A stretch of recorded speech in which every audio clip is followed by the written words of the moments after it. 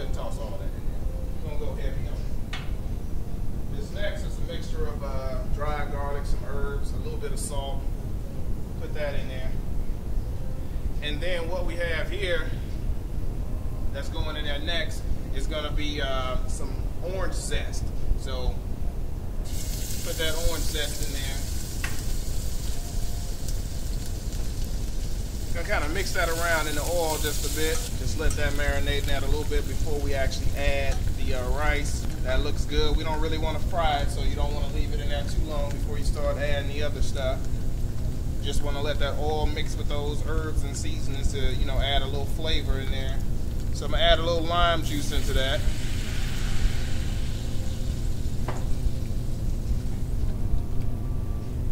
Now we'll go ahead and add the rice, and we just use some basic long grain white rice. Mix that around.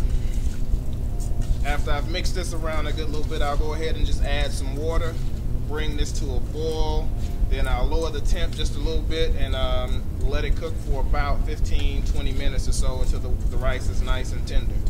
We'll go ahead and get the rice started, and then we'll move right into our next dish, which will be kind of the appetizer for the evening. We'll work on the black bean dip for the guests. We don't want to keep them starving too long. We're going to get into the next dish real quick. Told you we want to get the appetizer basically started for our guests, so that's going to be the corn tortilla here. And all you got to do is quarter that basically. So you want to cut that in fours. So what we're going to do is just basically add these little quarters of tortilla chips, or tortillas in there to make our own chips here. So we're going to just throw that in there. Now that we have all those kind of quartered in there, I'll go ahead and lower that into the oil. I like to take a knife or a spoon or something, kind of just mix the tortillas around so that they're not stuck to one another, and it also helps them kind of curl up a little bit so all your pieces aren't just flat, hard chips. So that's hot right there. Go ahead and lower the top on that. So the next thing that we'll get into to work with our chips over here is going to be the black bean dip.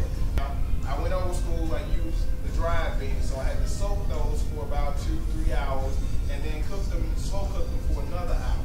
So we're going to go ahead and go to the black beans real quick. Alright, I had to take another quick sip of my little French connection now. That's my drink. So we got this all mixed up. We'll add the beans in now. See, the steam still coming up there. They've been sitting there for a while, but that's still fine. We'll go ahead and introduce the beans to our little mixture of vegetables and herbs there. Alright, as we start mixing that up, we're going to go ahead and introduce the lime juice to the mixture. We need that for the dip as well. Alright, so we got that kind of mixed in real good. Everything is processed. Alright, so we got the black bean dip together. We're going to go ahead and add that to our little tray over here with the chips so we can get that to the guests and they can enjoy while we finish the rest of the meal. We're back in it. Back in this thing, we're gonna go ahead and do this chicken here. And the chicken has a few things going on with it. Olive oil, lemon juice, tequila, minced garlic, and cilantro, of course. Oh man, that first connection is good on you. Luckily, you know, we pre-planned. Already got something that's been chilling in there for about a good 5 hours. So it's good and marinated. We got our skillet over here. We don't need anything in it. It's already heated. Go ahead, drop that on there. And get it rolling like so. Alright, so we pulled out our chicken that's already been marinated for about 4 to 5 hours or whatever. We got that in the skillet right now, so we're going to let that cook. We're going to let it cook on each side for about 8 to 10 minutes on each side until the chicken is nice and done. Alright, so we got everything started up over here. So I want to introduce the guest we're going to have in the experimental kitchen tonight. In the experimental kitchen, we got none other than this man. You know, he's been doing this thing for, I don't know, a decade at least. You know, he kind of stepped out of the scene for a minute, but Silent Rage, poet, spoken word artist, educator, he's coming through tonight. He gonna be at you. But before we get to Silent Rage, you know, while this is still cooking, still got a few minutes. I'm gonna go over here, finish whooping up on this dude over here on this chess game. See what we got here. You know, first game. You know, first game. You know, it's his move. All right, so it's my move, huh? All right, we start this old man. I get what you. We'll see what you got. What you got? We'll be right back at you. All right, so we got the chicken ready. The rice is ready. We've already been enjoying the black bean dip and the tortilla chips. So we're gonna go ahead and plate up some of this citrus and with this cilantro and orange rice, and put the tequila lime chicken on top of that, and serve that up. And we'll take a bite into it, see what we're working with. I think it's gonna be delicious. I hadn't tried this, people. This is just off the cuff, off the rip, just trying something different. Want to see what it comes out like in the kitchen. So got a good little bit of rice on there. Go ahead and go to the oven where we already had our chicken in here. Some cheese on top of there. We'll get a nice big piece of this. Put the chicken breast with the cheese on top of there.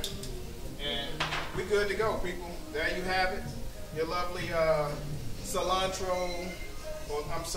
tequila lime chicken on top of a bed of cilantro and orange rice. You already had the black bean dip, the fresh tortilla chips. Hey, that's how we do it, man. The experimental kitchen. This form is not a piece where I attempt to show you how conscious I am. There's no need to colorfully deconstruct the system, the corruption that constructs victims. This is not that piece. This poem is not a piece where I attempt to save a lost and misguided generation. There's no need to cause a quaking or spiritual awakening to save these displaced sons of Shem. This is not that piece. This poem is not a piece where I attempt to proselytize the majority and show you how most of these pulpit pedophiles successfully molest their congregations. This is not that piece. This piece is about accepting defeat. This piece is about me trying to save me.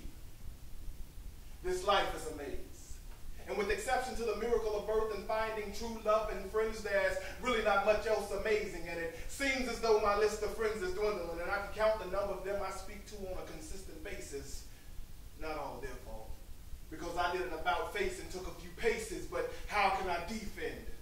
It's hard to be the one on which they depend when I'm chilling in the deep end and my ship is sinking. Or should I say sinking? Because an educated man shouldn't be speaking the way he's thinking, but I'm teaching.